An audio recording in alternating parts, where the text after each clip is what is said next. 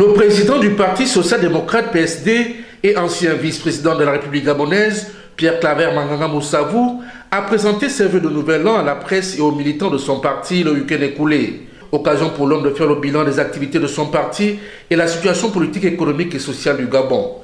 Comme à tous les compatriotes du Parti social-démocrate ici présents et au peuple gabonais, tous mes vœux les meilleurs de bonheur, de santé et de prospérité. L'année 2021 aura été, comme l'année 2020, une année difficile pour le peuple gabonais. Aussi, je souhaite ardemment que l'année 2022 soit une année paisible, qu'il y ait la paix des cœurs et des esprits, que les Gabonais trouvent satisfaction à leurs préoccupations, que les jeunes trouvent du travail, que les moins jeunes accompagnent les jeunes, pour que ceux-ci soient prêts à prendre un jour la relève. Toutes les circonvolutions que nous avons connues viennent de prendre fin, puisque le président de la République nous a dit lui-même que pendant 3 ans, il avait souffert le calvaire, et nous avec lui, pour plusieurs raisons, et que son voyage à Riyad aura été l'occasion de se relever de ce qu'il a subi.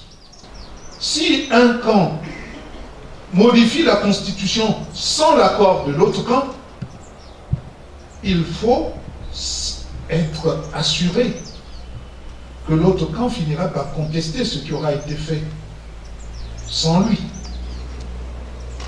Depuis l'avènement du multipartisme, nous avons essayé tous ensemble de faire en sorte que les modifications constitutionnelles soient l'œuvre de tous les acteurs politiques et sociaux gabonais.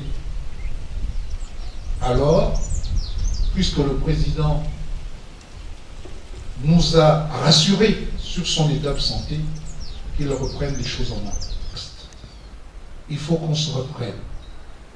Et à ce propos, j'avais eu l'occasion de dire à Madame le Premier ministre que si vous voulez obtenir des Gabonais qu'ils se vaccinent, alors expliquez, prenez les spécialistes qu'il faut pour bien nous expliciter le phénomène de cette pandémie. Ensuite, expliquez que l'absence de vaccination entraîne que des Gabonais, beaucoup de Gabonais risquent de perdre leur vie. Un Gabonais qui meurt pour une population de 2 millions d'habitants, c'est trop. Et parce qu'on aura résisté à l'idée d'aller se faire vacciner. Mais qu'à ce titre, puisque se faire vacciner est un acte que l'on prend librement, comme l'idée de ne pas se faire vacciner ne doit pas être condamnée non plus, si ce n'est d'expliquer que celui qui ne se fait pas vacciner se prive de la possibilité de mieux lutter contre cette pandémie.